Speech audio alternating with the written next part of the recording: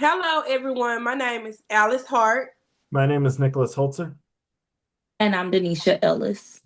and this is our project about supporting students before, during, and after assessments. We're going to first talk about what are the steps to prepare for assessment. Some of the steps include practice. Go home and practice. Um, Use examples that you have done in class or with the teacher. Another step is to make sure you are well rested. It's great to get 8 hours of sleep every night. Another step to take is to always remember to trust yourself. So let's not second guess your answers because the first time is probably the right answer. The first choice is probably the right choice. Another step you can include is to don't underestimate the testing, um, the test structure. Just focus on what needs to be done. And last but not least, if you have any questions and you don't understand something, just ask the teacher, ask us, or however you want to go about it to get an understanding. Recommendations for locations. Number one is to review in the room that your students will test in. Your students will be in this room for an extended amount of time, so it's best for them to get familiar with the space that they're going to be in because it gives them a sense of comfortability as well as confidence in that testing room. Number two is to decorate the room with STEM formulas and messages. This is a loose recommendation as some districts and some standardized tests do not allow you to decorate your room with any information.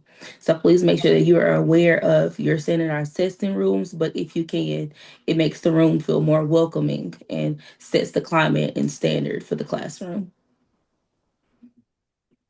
A good STEM and STEM assessment seating chart is not going to allow students to face each other. One common concern with them facing each other is cheating, but another common one is that when they are able to see each other, it can trigger a lot of disruptive behaviors as well when taking into account students who might have an anxiety or focus disorder or other accommodation need to prioritize that when creating seating that does not have them face each other. Some arrangements that allow this include rows or an L shape set that can be efficient for smaller classrooms so that you can still have teachers able to move throughout the class or other staff quietly and efficiently. When possible, make sure that the seating arrangement that is used during lessons is the same one that is used during testing, and to only change it either between units or whenever there is a collaborative project that requires the seating chart to be grouped differently.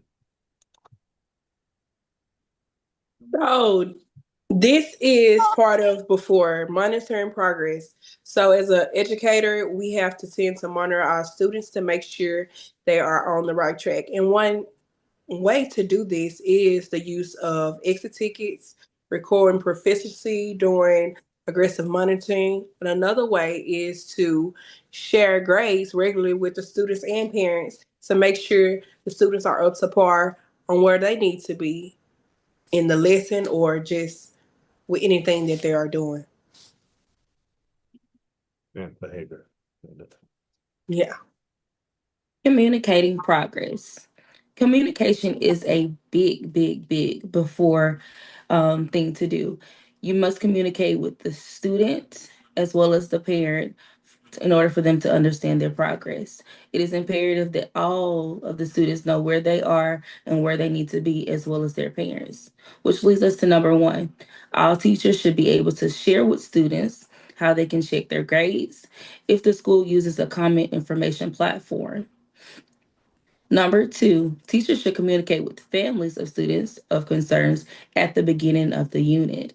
Um, it is imperative that the teacher knows where the students are so that we can benefit and help the student along the way. It's important that the student knows where they are so that they can get a gauge for where they need to grow. And it's important for their parents to know so that they can know how they can supplement that help because it takes the community in building our students.